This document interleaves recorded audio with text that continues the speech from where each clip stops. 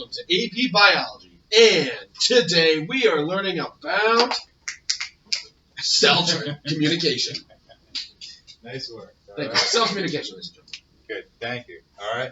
So what I want you guys to do is to start all the way on the left side of your paper, right, kind of in the middle. So when I draw, because I know this freaks out AP students every single year, you want to know exactly where you are on your paper and how big to make everything. Right? Just imagine this is the left-hand side of your paper, and this is the right-hand side of your paper, right? So you can kind of mirror what I'm doing, right?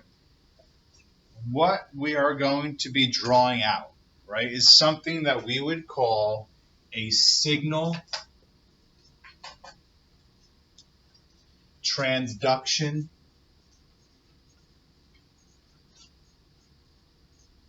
pathway. A signal transduction pathway. And this phrase, signal transduction pathway, is just the fancy way of saying cell communication. Right? What we are going to be examining are different ways that cells are able to communicate with each other in the body, right? To create all of these different responses that we've been talking about. So when we look at a signal transduction pathway, when we look at cells communicating with each other, right, we learned that there are two different types of communication.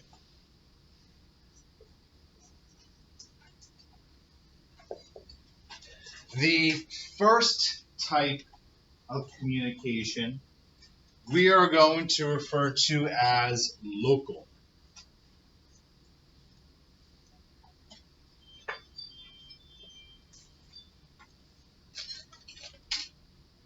Now, when we say something is local, what we mean is that it's not far away, right? Makes a lot of sense. Right? When we look at how cells communicate, cells are going to communicate through the release of chemical messengers. Right? This chemical messenger is also referred to as a ligand. So you could use those two words interchangeably. Chemical messenger or ligand. Now, when we look at two types of cell communication, it is going to depend upon whether that chemical messenger travels a short distance or travels a long distance. So the first type is going to be local, and to be local means that the ligand is going to travel short distance.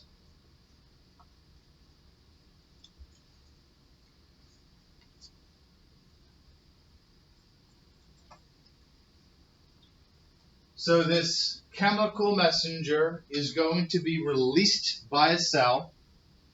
It's going to travel to a cell that is extremely close to the original cell.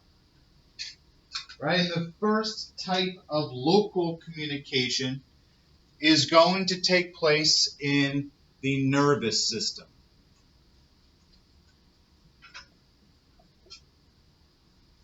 The nervous system is going to release a ligand called a neurotransmitter.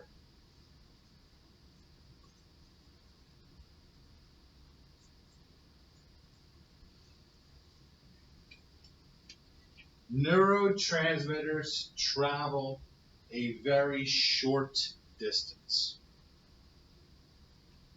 They're going to be released by one neuron, travel a very, very thin gap that we call a synapse, and communicate with another neuron. Right? So neurotransmitters are an example of a local chemical messenger that travels a very short distance. The other system that's going to be local is called paracrine signaling.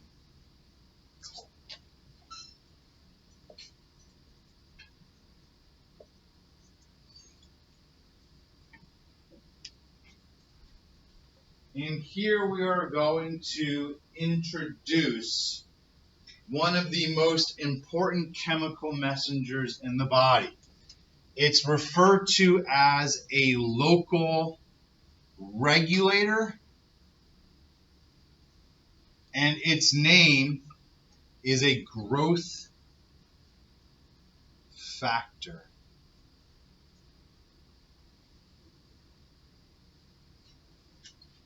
Right? Growth factors are going to be chemicals that are released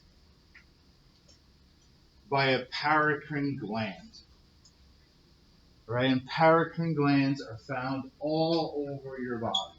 Right? These are very specific cells that release a local regulator called a growth factor.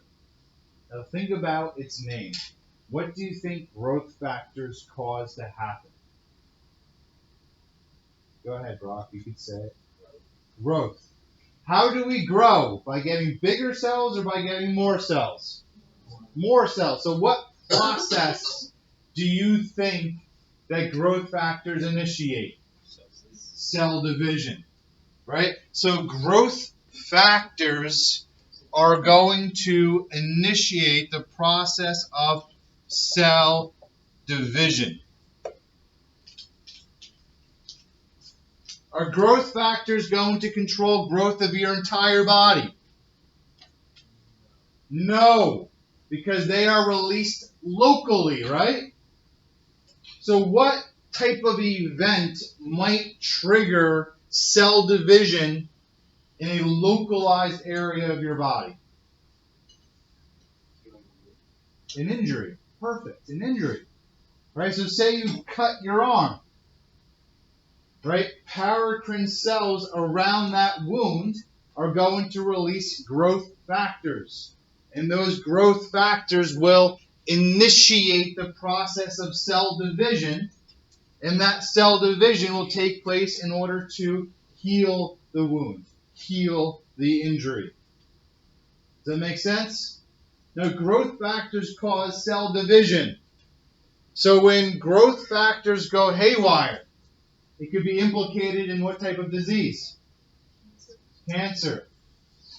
All types of cancers involve growth factors, growth factor receptors, growth factor signal transduction pathways, right? Because they are involved in the process of cell division.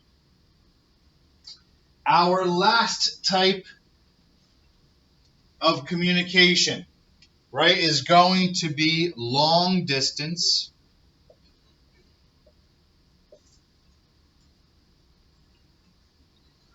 And long distance is going to take place using the endocrine system.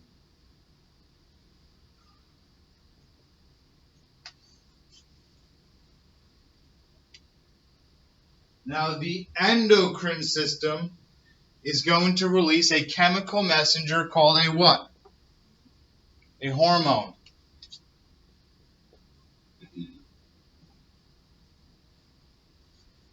We said in class that hormones are long distance because when they get released by endocrine glands, they get released into your what? Into your bloodstream.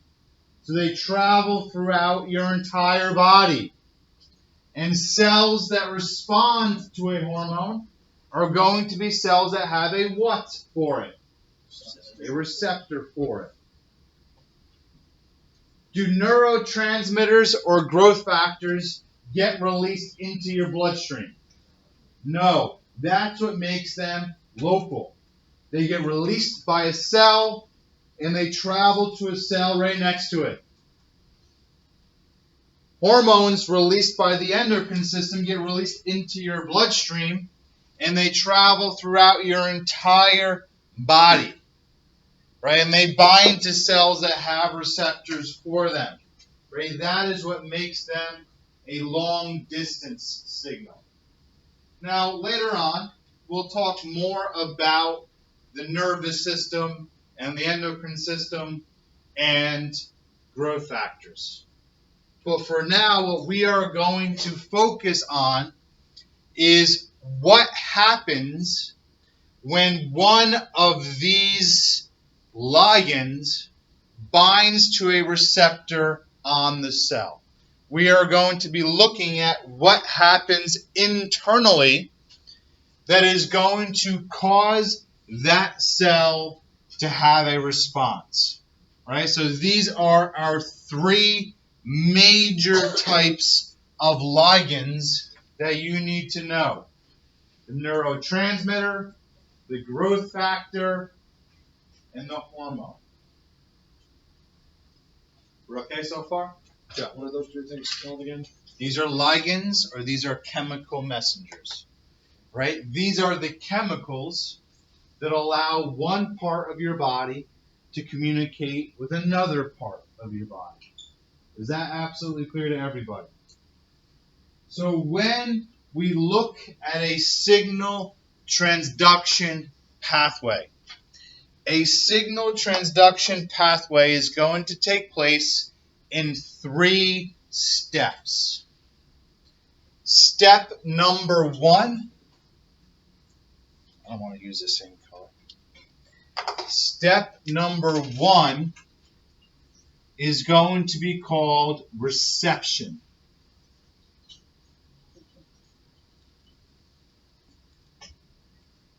Step number 2 is called transduction.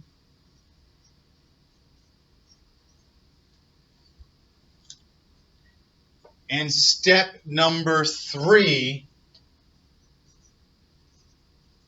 is response.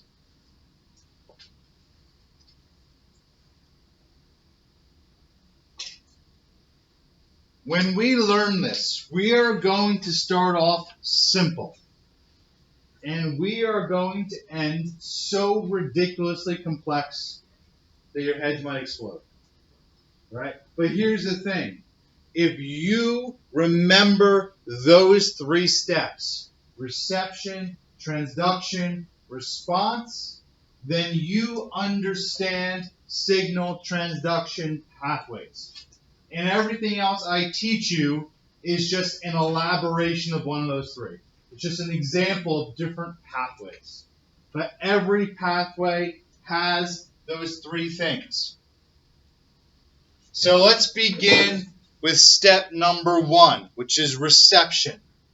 Reception is going to take place when a ligand binds to a receptor. So we have to start by drawing the cell membrane.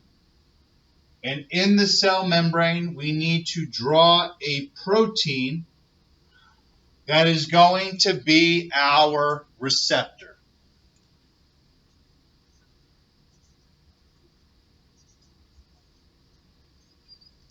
And that receptor is usually an integral protein, a protein that's going to span the entire membrane. Now this is a protein. So what determines the shape of the protein? Please say the right answer. Go ahead. What determines ultimately the shape of a protein? I heard a bunch of people say it. What did you say, Tessa? Its function. Well, no, its shape determines its function. What determines its shape? I know ultimately it's the DNA, but I mean physically within that protein, what determines its shape, Mike? Amino acids. Its sequence of amino acids. Thank you. Its sequence. And Alex, you're right. The sequence of amino acids is determined by the DNA, right? But it's the sequence of amino acids, right?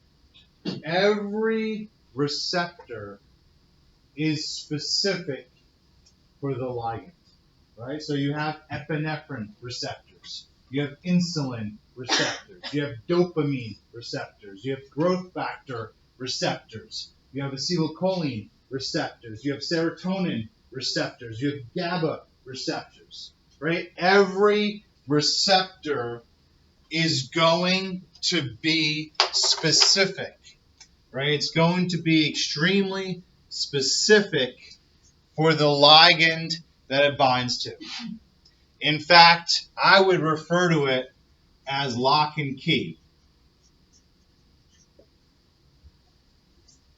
where the receptor is the lock and the ligand is the key, and they fit together very specifically, right? And again, what determines the specific shape of the receptor that makes it so specific? Its sequence of amino acids, right? And it has this particular location right here, which is the binding site. So step number 1 is going to be when the ligand, when the chemical messenger binds to the receptor. And you see how they fit together very specifically? Lock and key. That receptor is specific for that ligand. So what are the 3 types of ligands? Shay, give me one of them. A neurotransmitter. Good. Natalie, give me another one. A growth factor. Matt, give me the last one. A hormone. Good. So that ligand could be a neurotransmitter, it could be a growth factor, it could be a hormone, right?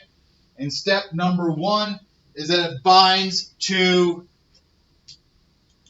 the receptor. All right? Now, no matter what type of ligand, no matter what type of receptor, that's what's happening.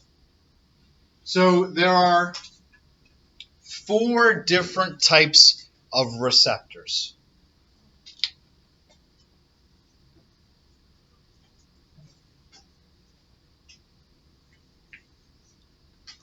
Do you guys like how we're doing this? I like drawing it out. Their names get funky, so don't worry. Just a name for a receptor. Right? The first type of receptor we call a GPCR receptor. And GPCR stands for G protein coupled receptor. And I know the name is a pain, but it's just the name of a type of receptor. We call it a GPCR. Now, just to give you an example, this is the receptor that epinephrine is going to bind to. Right? This is the receptor that is going to be used in the fight or flight response. Right? Epinephrine is binding to a GPCR. We're okay? A second type of receptor is called an RTK receptor.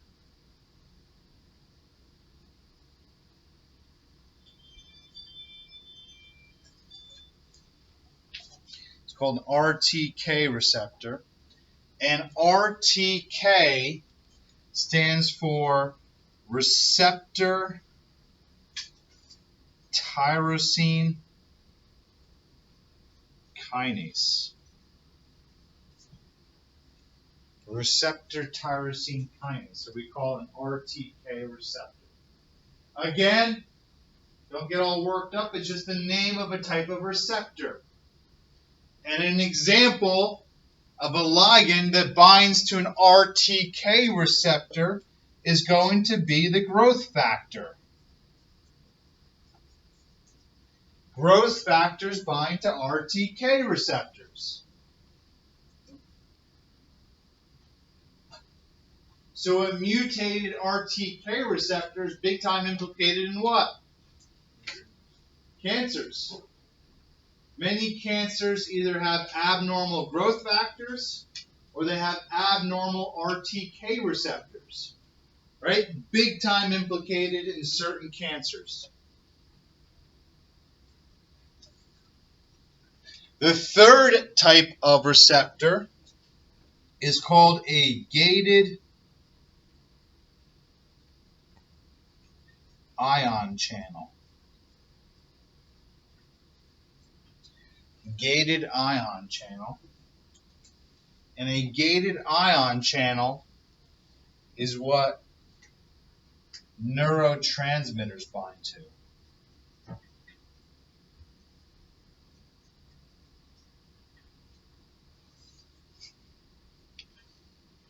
So again, you have GPCR, RTK, and gated ion channels. 3 major types of receptors.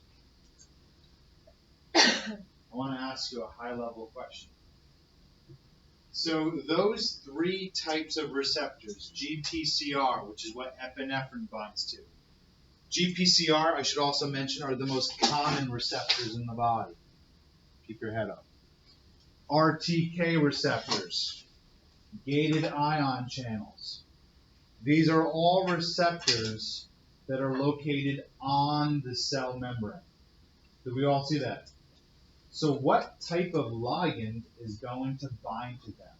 A polar ligand or a non-polar ligand? Polar. So these are on the membrane. So polar ligands are going to bind to them. Right? All these ligands are all polar.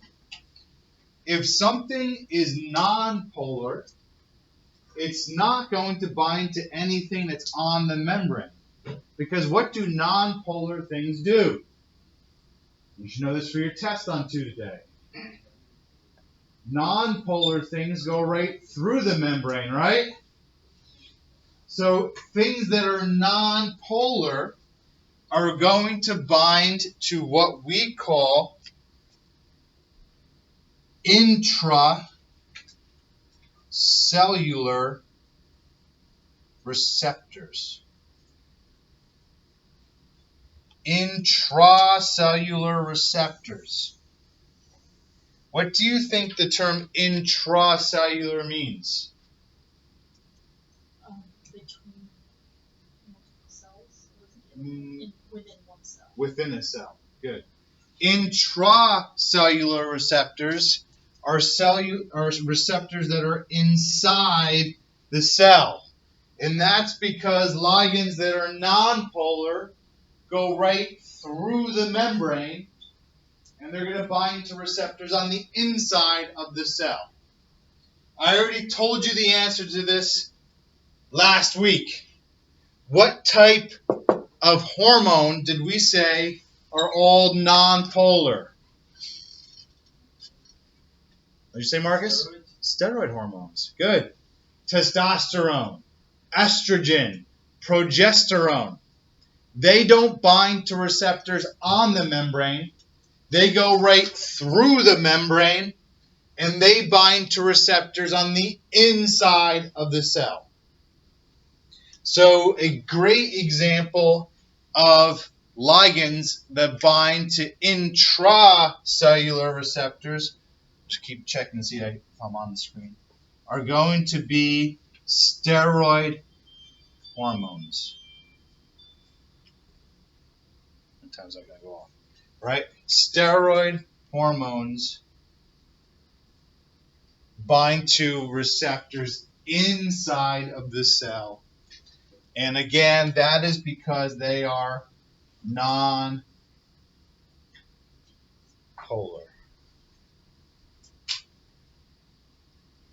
How are you guys doing? You doing okay? So this is only step 1. Right? Step 1 is reception. The ligand binds to a receptor either on the cell membrane or a receptor inside of the cell. When this event occurs, it is now going to trigger step 2. Step 2 is called transduction, and transduction is when the message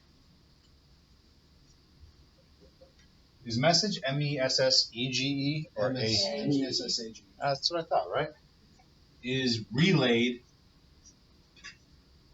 inside of cell. So this message is now going to be relayed internally. And it's going to look something like this.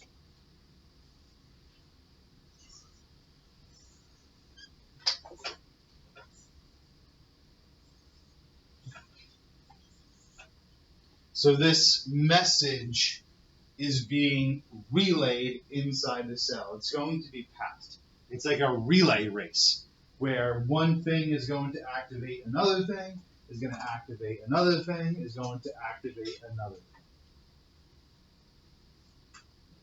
thing. And guess what? I think this is a good stopping point. Let's see what kind of cases. We're all good? Are we okay with everything today? Yeah? Alright, let's stop our video here.